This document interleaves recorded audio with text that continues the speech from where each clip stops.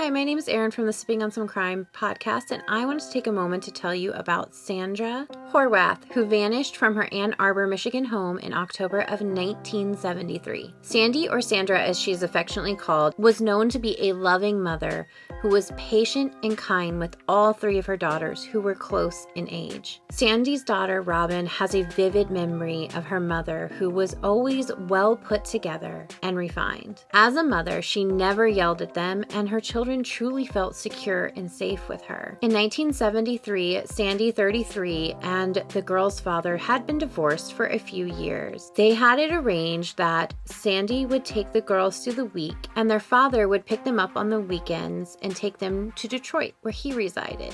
Robin says she remembered in those first few years of divorce that her mother lived in student housing, and she can remember going out and sledding with her mother in the winter and spending time with her mom in the summer as her mother sprayed sun into each of the girls' hair. And she was always playing music anywhere she went. Looking back now, Robin can see how much effort that her mother put into dressing the three of them. When she looks over pictures, she can see how absolutely cute they all looked. Sandy was a very involved mother who really enjoyed being with her kids. The night before Sandy vanished, her and the girls had made a trip to a local mall, the Briarwood Mall, that the family often frequented. Sandy and the girls would arrive home around 8:30 p.m., and around 9:30 p.m., Sandy would receive a call from a male friend. At 10 p.m., Sandy would be getting the girls ready for bed when Robin would ask her mother if she could please spend the night with her in her bed. She loved to snuggle with her mom whenever she could. But this night, Sandy told her no, and she tucked Robin into her bed. That would be the last time that Robin ever saw her mother. The next morning, October 1st, 1973, Robin, the middle child, was the first awake. She would walk into her mother's room and find it empty. Her mother's bed was made,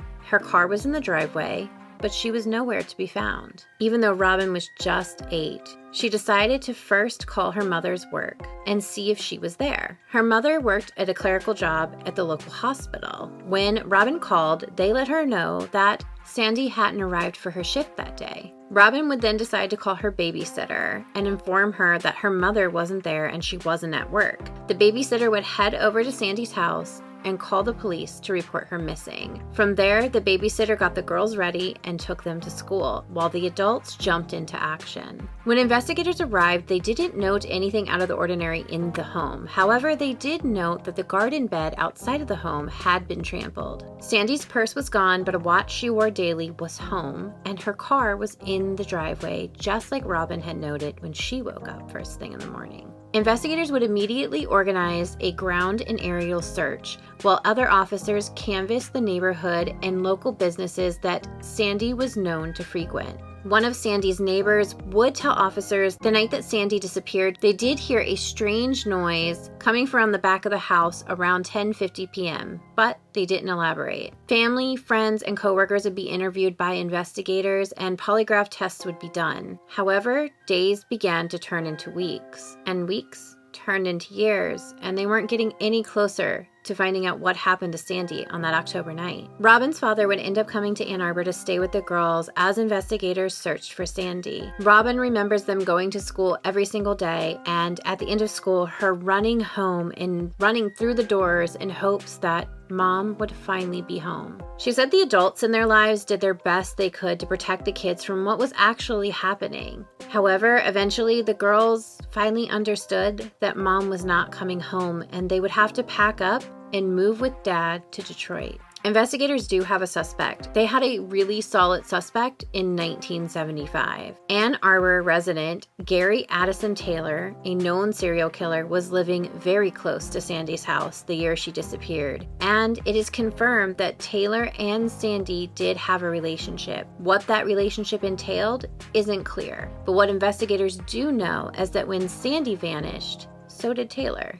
Taylor would be arrested in Texas in 1975, and through his lawyer, they would discover that Taylor had murdered and buried 4 people at his previous address in Onstead, a small town just 30 miles away from Ann Arbor. Investigators were able to recover those remains, however, none of them were Sandy, and when they interviewed Taylor about Sandy, he admitted knowing her, but denied having anything to do with her disappearance. Robin has always believed that Taylor had something to do with her mother's disappearance. Taylor has refused to cooperate with investigators, and despite DNA and additional digs, nothing has brought them closer to Sandy. Robin wishes that Taylor would just speak to investigators and finally give her family some closure and peace. Today, Taylor is still the main suspect in Sandy's case. Robin does want to emphasize that Ann Arbor has never, ever forgotten her mother, and they have consistently investigated her disappearance. The FBI put out new flyers in 2021,